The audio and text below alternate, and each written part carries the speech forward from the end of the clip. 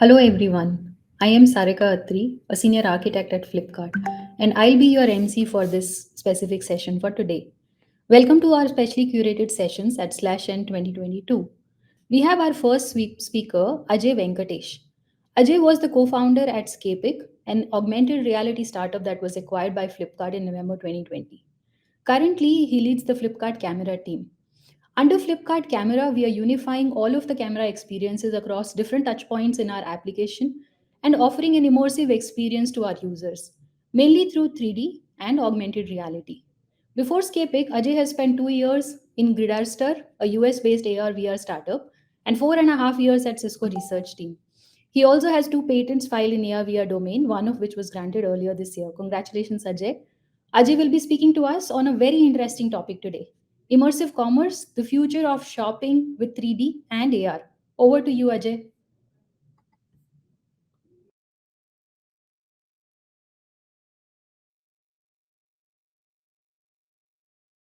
If my audio is audible. I hope I'm audible.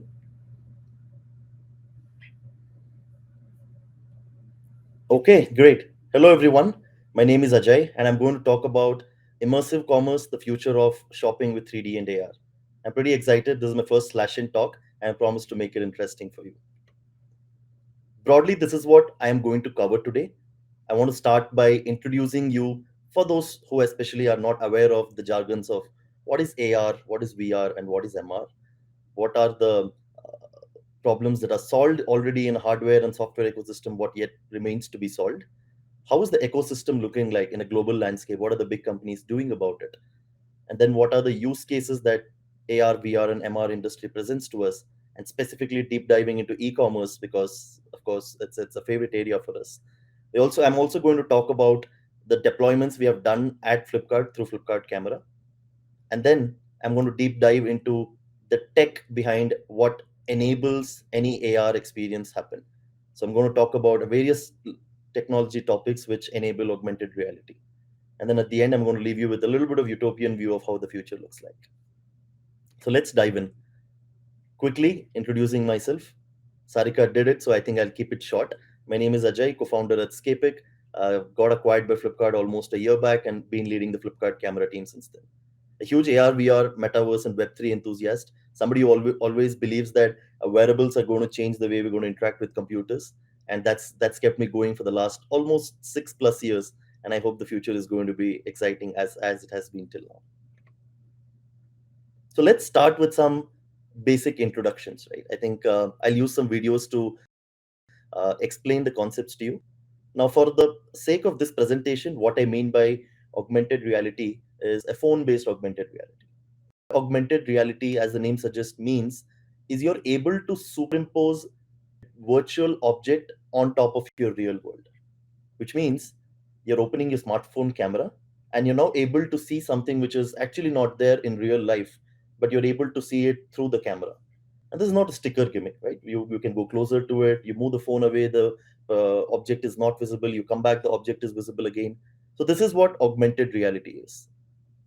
You're not cut off from your real world, but you're now able to put digital objects in your real world and it feels as if it's really there in front of you. In contrast, a virtual reality experience completely cuts you off from the real world. Imagine this to be a completely new world that you're immersed yourself in. Usually, this is experienced through a headset, which you strap around your face, like the person has done here. And what you see here is an entirely new world called a virtual reality experience. Now, this is not a third person perspective, just like you watch a TV or watching a mobile phone.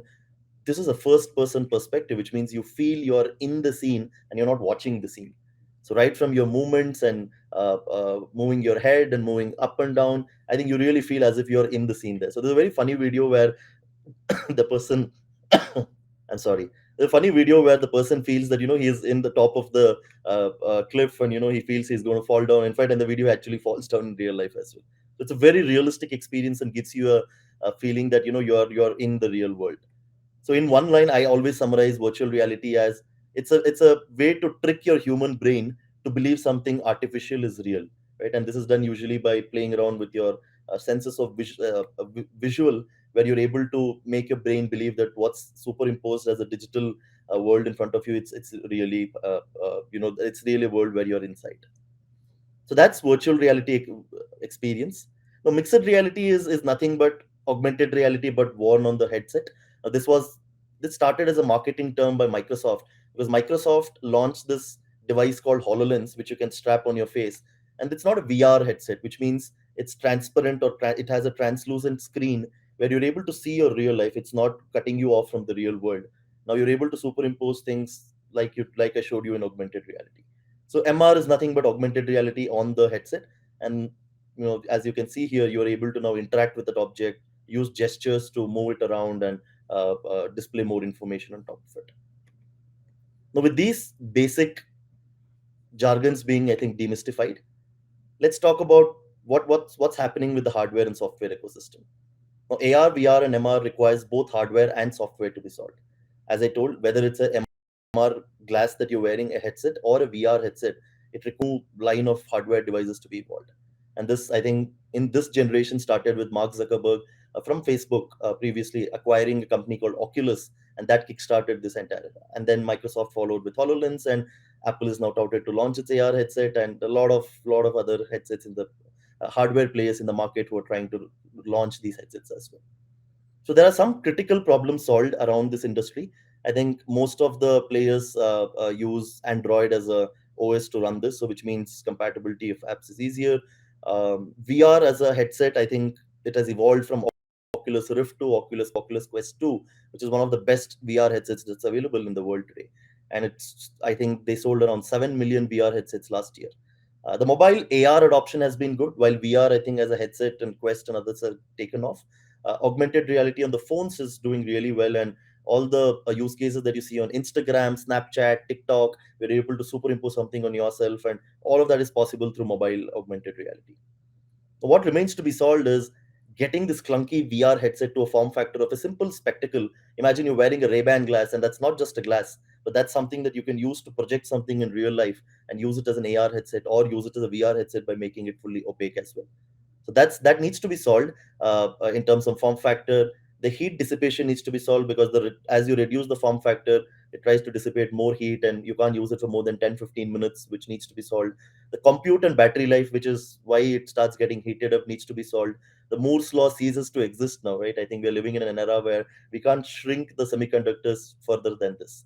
So we need to come up with various innovations to ensure that a very high compute that is required for AR and VR headset is happening still on a small spectacle kind of headset. With this broad overview, I want to take you through what people are doing. So this is just to let you know that this is not something that only a few people in silos are trying. Every big company out there has some play around this. Of course, Facebook/Meta has been leading the charge in terms of from acquiring Oculus to manufacturing different VR headsets and launching something called Spark AR, which allows you to do AR on Instagram and Facebook. Microsoft launching a device called HoloLens, which is very well deployed in the enterprise use case today. Apple always, being it's rumored to launch an AR glass for long now. I think it's a little beyond rumor now, and we hope that this year or next year they end up launching something. Now, Apple is one company which is not the first to launch anything, right? MacBook was not the first laptop which was launched in the world. iPad was never the first tablet. iPod was never the first music system. But whenever Apple launches something, the product market fit is extremely, extremely great, and it's for the masses. And that's why I think we are betting a lot on Apple to be launching an AR glass soon, because that won't be limited to a few million, maybe, but maybe hundreds of millions of people will be able to start using it. There are other companies like Snap and other people who are doing it. Magic Leap, of course, a very hyped startup. They intended to put the entire Retina. They wanted to make VR happen through a Retina projection, which means you don't need a headset. Their original idea was to project the entire virtual world in your Retina itself. So very crazy idea, and they raised almost $3.4 billion of funding, including from Google. Concept, every investor who saw the concept was blown away by it. But I think it's a little disappointing that they couldn't launch it, and they also ended up launching something called headset itself, which didn't get popularized much. But with the new CEO in, I think they have all the right technology behind them to see if they can solve it as well. So overall, I think a lot of people are trying to solve for it, including the big fives, and it remains to be seen who actually leads the charge in the years to come. Now you might be wondering, okay, these are good for toys. I mean, is this good for somebody to actually go and use it in a daily life or put it into some use in the industry? Where there are a plethora of use cases. So AR VR is not restricted to one industry or domain. It is a cross domain technology, which means right from gaming, where this is one of the most prime use cases. We all play games, right? I think games are all about virtual worlds, virtual characters, and you immersing yourself into a completely new world, and through the gamification constructs you're addicted to that game. Now, what if you're not looking playing at it as a third person perspective, but you really feel that you are the character and you're moving around? That changes the game completely. And that's where VR has really taken off in the gaming industry.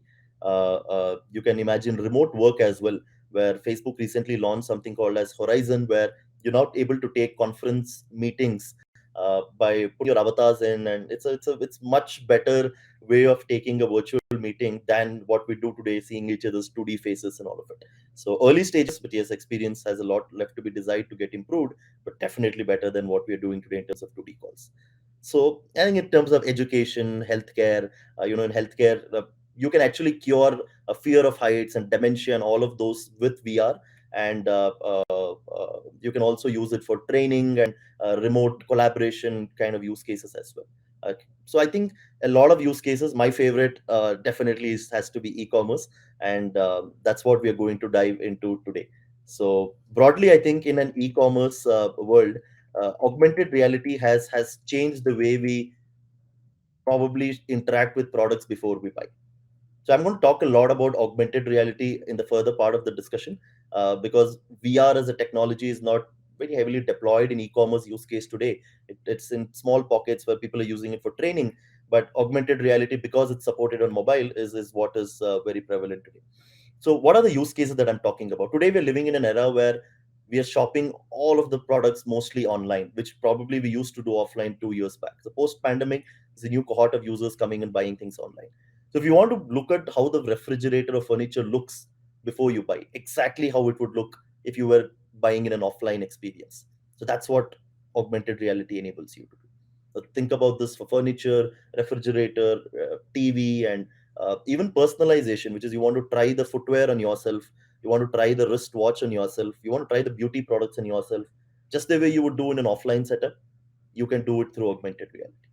Now, what does this do? This helps boost buyer confidence of a customer, and hence your ability to convert better, which is to purchase that product, is much higher now.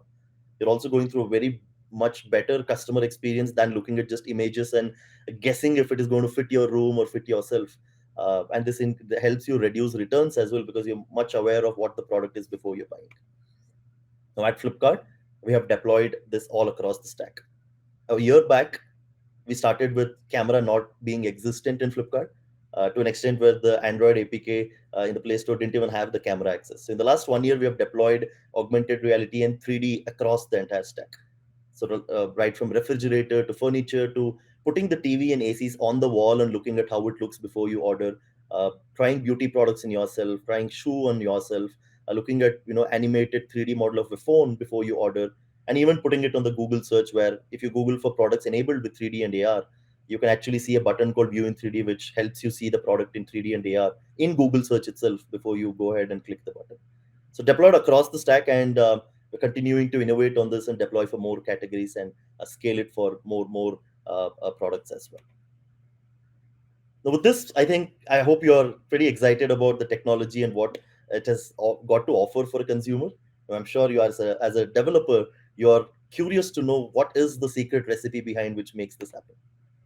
So overall, I'm going to talk about these things today. I think from a base, it is a hardware plus software. So we have to talk about a little about hardware, and the which I've already spoken about, and then the OS which sits on it, and then the SLAM as a main bedrock of any augmented reality experience on the mobile phone, the apps which get deployed on top of it, and then the 3D models, which is the integral part of any augmented reality experience.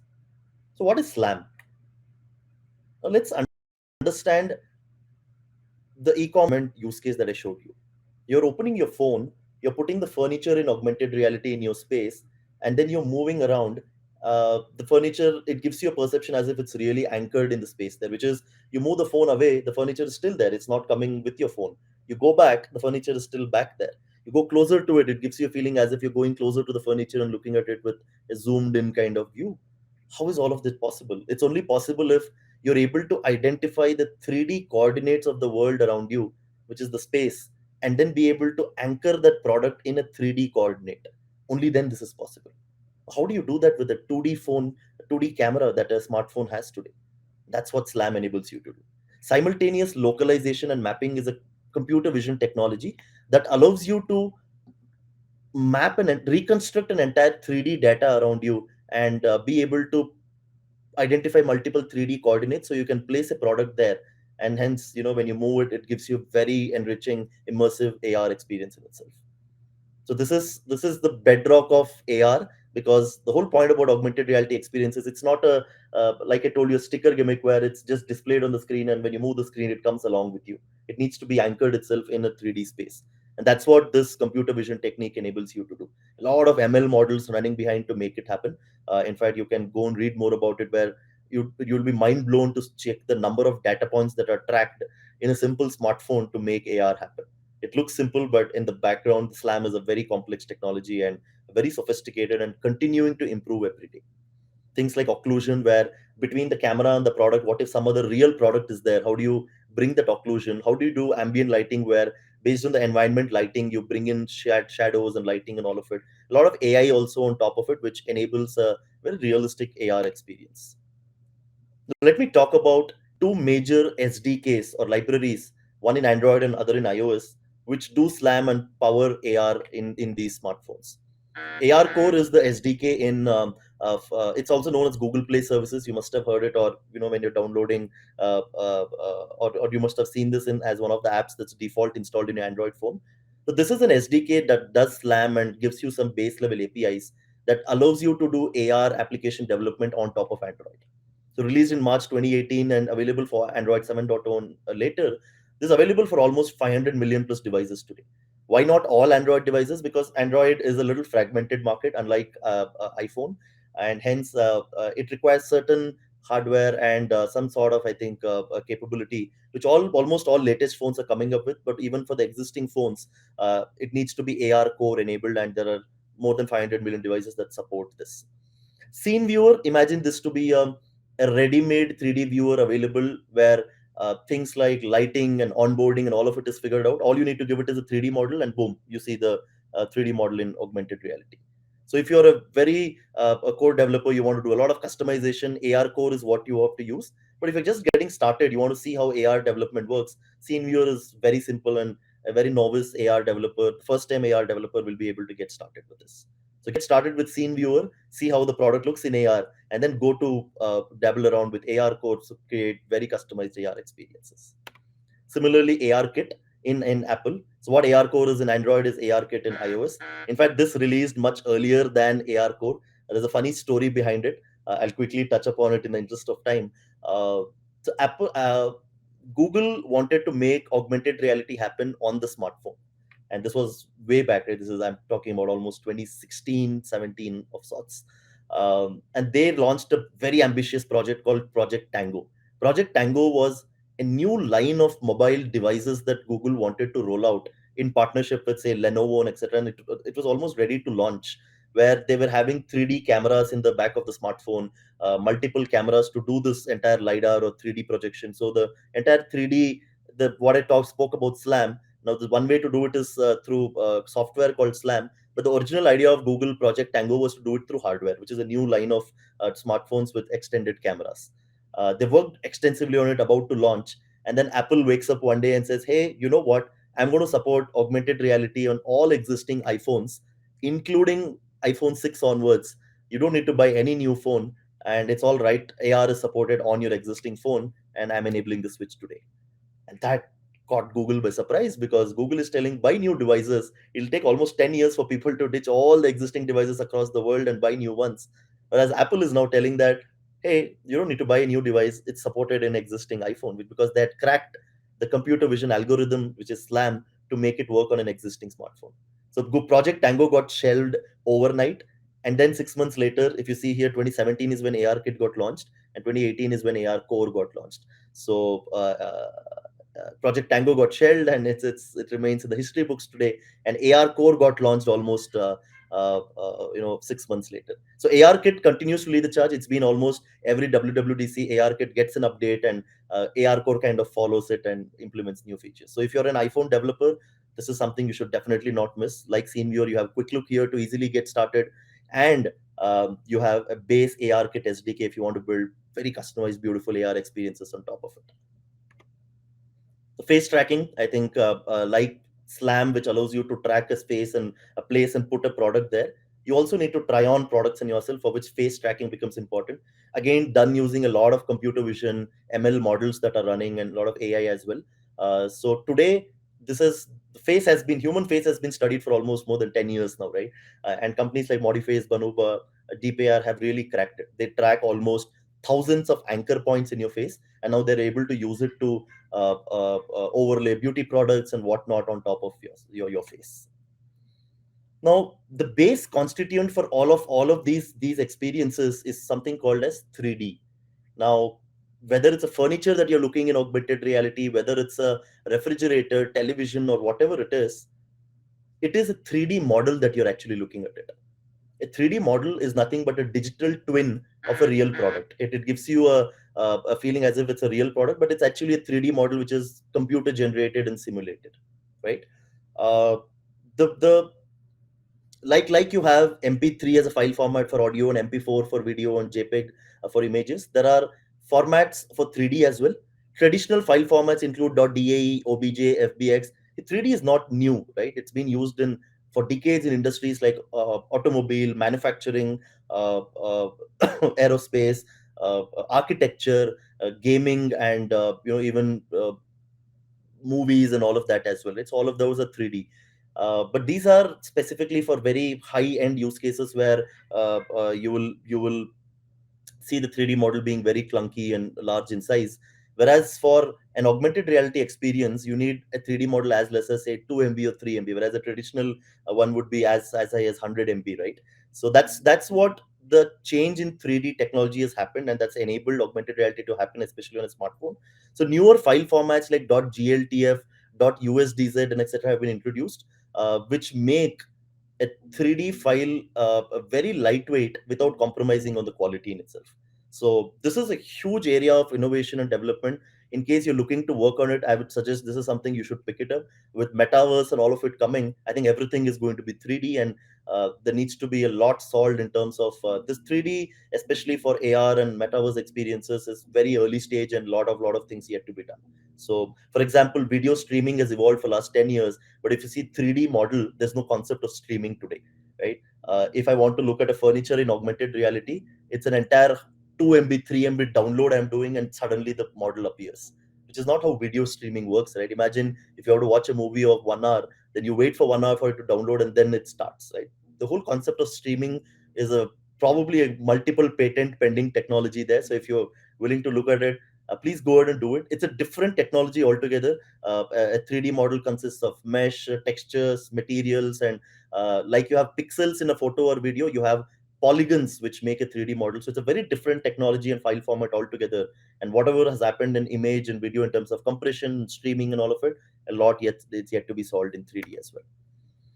So you might be wondering, how does Flipkart manage 3D, which is for all our deployments. One is we use 3D artists to create 3D models manually, which is the 3D artist uses a software like Blender or CAD and creates the 3D model manually from scratch, which is a little time consuming process, but effective, because you can literally create a 3D model for any product you want. And we realize that at scale it may not work, and hence to increase throughput and reduce the turnaround time, also to reduce manual dependency, we came up with a solution on top of photogrammetry. So photogrammetry is a widely popular technology which generates a 3D model using just 2D images. So imagine you have the images of a product from all angles. You run a bunch of ML models and algorithms, and then you get a 3D model at the end automatically almost. So we have done it at Flipkart already, where for footwear, we are now taking images of the shoe from different angles, and you get a 3D model almost instantaneously. So today it's a little not it's not something which people sitting at home can use smartphone and do it, but that's definitely where we are getting towards. uh, excuse me. But today we do it in a controlled setup because the lighting has to be good. We capture around 216 images, it's all automated, and then we generate the base mesh, which is a very high quality 3D mesh. It's almost 350 MB, as you can see, and then we decimate or compress it to reduce it to almost 1 to 2 MB, and you have the 3D model ready at the end of almost 15-20 minutes, automated without any manual intervention. So this is the way to go. This is how you can scale any augmented reality experience or any other metaverse slash AR experience which involves 3D, because now you can take images and convert this. So Apple recently launched something called Object Capture API, where you can take the images of a product from your iPhone, send it to the cloud, and you get a 3D model almost instantaneously. The quality is a little bad today in terms of it's not very complete. You will see some holes and you will see some artifacts and etc.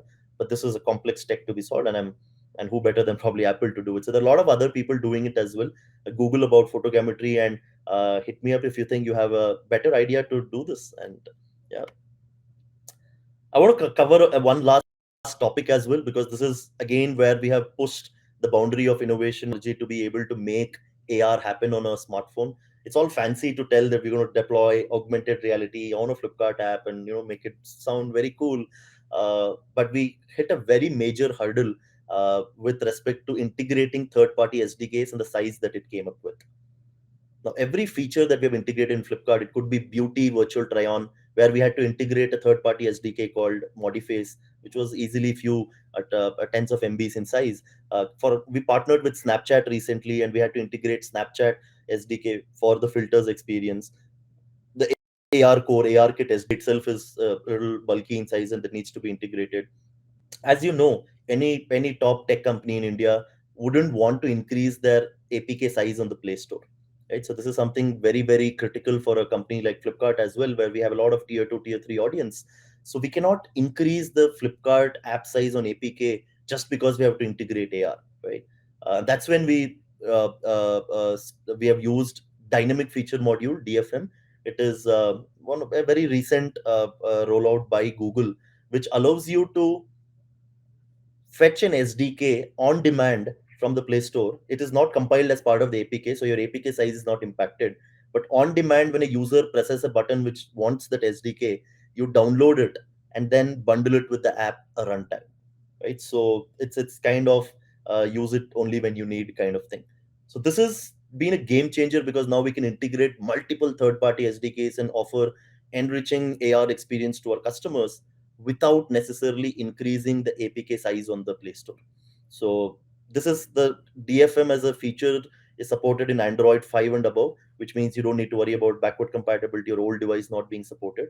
And it also works with React Native. Flipkart uses React Native on the UI side, and it is tricky. It's really tricky. We spent a lot of time to figure this out and do it the right way, because you have to download a SDK, bundle it with the app, create the bridge between that SDK and the React Native interface that you have, and be able to seamlessly interoperate between the SDK and the main app as well. So usually results in a lot of crashes and not good experience if you don't do it the right way. But I think we were able to do it, and we've been running it for a year without any major artifacts of sorts. So a technology which also I think a part which enables a DFM to be done the right way is dependency injection framework.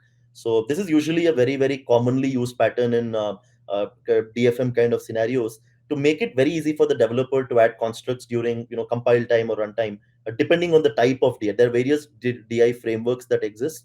Now, our whole problem was that if we use a DI, then it kind of slows the entire invocation down, and it just not a great customer experience. Now, we used reflection as well, and reflection also didn't solve it, because I think that also gave issues with us in terms of the one first time invocation that you do. So we built a framework around reflection, which would allow for new modules to be onboarded whenever that module is installed, which is the SDK, and a class, and its class would basically be cached in a very memory efficient manner, so that this helps reduce the first time invocation type by a very considerable amount, and especially for a low end phone where we were seeing this issue. So I think we have successfully deployed DFM and ensured the customer experience in terms of the first time invocation time and all of that is sorted as well, by using caching mechanisms in a very memory efficient manner. So that's a DFM for you as well. For JavaScript developers, don't be disheartened. This is AR is not a technology only for native developers. If you're a web developer, I think even then, I think there are a lot of avenues for you to get started with. Imagine WebXR to be like the HTML5 for AR and VR. A lot of people like Mozilla, Amazon, Microsoft, Google, all of them have come together and they've formed a worldwide consortium, WT3C working draft, where they're coming up with specs to ensure that a WebXR experience is developed once, and then you can run it on any device, any browser, any operating system it should run, just the way any HTML5 application would run today. So it's a great initiative because you can't keep developing for different browsers and devices every time like you would do in native, Android separate and iOS separate. And that's the beauty of web, isn't it? So all you web developers, I think there's something for you in WebXR as well. Yet to be production rolled out. It's in trial versions in certain Google Chrome browsers and other Mozilla browsers, etc. So go ahead, enable that flag and try it out, and it's getting to almost production ready very quickly. Moving a little slow because too many companies are involved, but I think it's all in the right direction. 3JS and Babylon JS are the script frameworks on top of which you can build 3D applications on the web, which is core for any augmented reality or virtual reality experience. So WebGL, I know it's very tough, it's complicated, maybe not the first thing you'd want to do to get started. But 3JS and Babylon JS as a JavaScript framework abstract a lot of things for you as JavaScript APIs, and you can use it to render 3D on the web and create beautiful experiences on the web, 3D experiences and AR experiences using these technologies. So do check it. You can contribute to these as well. These are open source, and Babylon, of course, run by Microsoft, but under Apache, and 3JS is fully open source, so you can contribute to this as well. I'll now leave you with what's in for future. I can go on and on. I think I'm almost getting goosebumps as I'm talking about it because I've been doing it for 6 years, and still the kid within me, when I see these glasses, it's probably not a iota less excited. So this is one great video. I think I'll leave you with this one video where how does the future look like? 7 a.m. You're waking up from the bed, and what you do is wear an AR glass. It's not a normal spectacle. It is an AR glass which is going to change the perspective of how you're going to look at life. So it wishes you good morning, and you're able to see certain stats. You have a digital puppy in front of you who is wagging its tail. You can check various things. What's up on your calendar today, and you then schedule appointments on what you need to do. You go to your washroom to brush your teeth, and you're not wasting time. You're seeing a lot of stats around you, and you're walking or cycling to the office. The directions are laid on top of the road itself, and it gives you a lot of information which otherwise you can't see, and you can't see a phone and drive. It makes your ride a very, very pleasurable experience as well, through a lot of things flying around. So this is just a concept, but definitely a reality in the days to come. It's already a reality. On phone you can do it, on glasses like HoloLens and VR, or maybe Snap headsets you can do it, but it's at a stage where it has not come to a form factor of a glass. So I think the future is exciting, and I'm very much looking forward to it. And as I said, I'm vouching on Apple to solve it for us. And I really hope that the AR glasses become a reality, because that's going to usher in a new era of immersive computing, where all the use cases and content will come together to uh, what we call to bring to life what we call as the metaverse in itself. And with integration of new technologies like blockchain, crypto, and Web3, what we call as Web3 in itself, I think the future is very, very exciting. So thank you so much for listening to me. I'll probably pause now and open it up for any questions that may come my way. Thank you so much.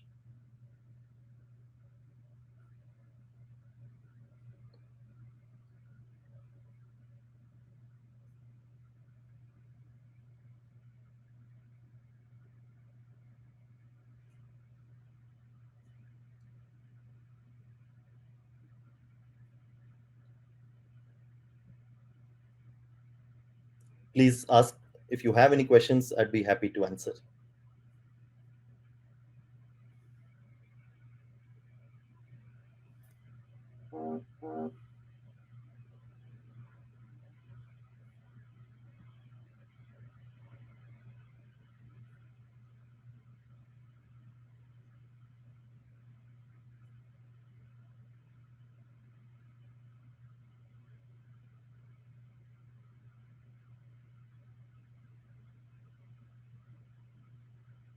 Thank you. A lot of you, looks like you have enjoyed the session. Either you understood everything and you don't have questions, or probably it's flown over your head.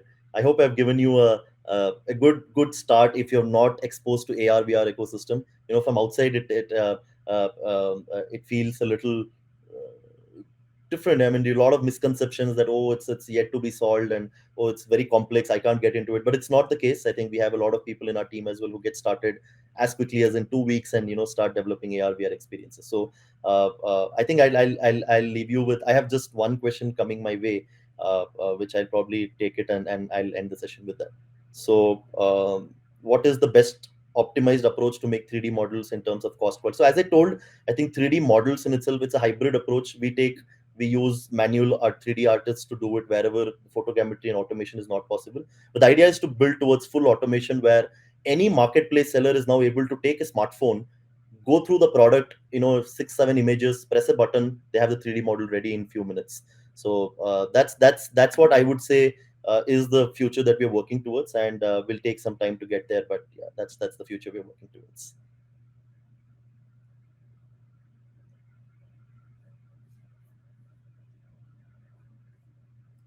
Okay, I hope I have time for taking 2 3 more questions. A lot of questions coming here. So I think, how is AR VR integrated to Web3 crypto? Yeah, I think very very good question. Look, the way I look at it personally, these are independent building blocks that are all getting developed independently.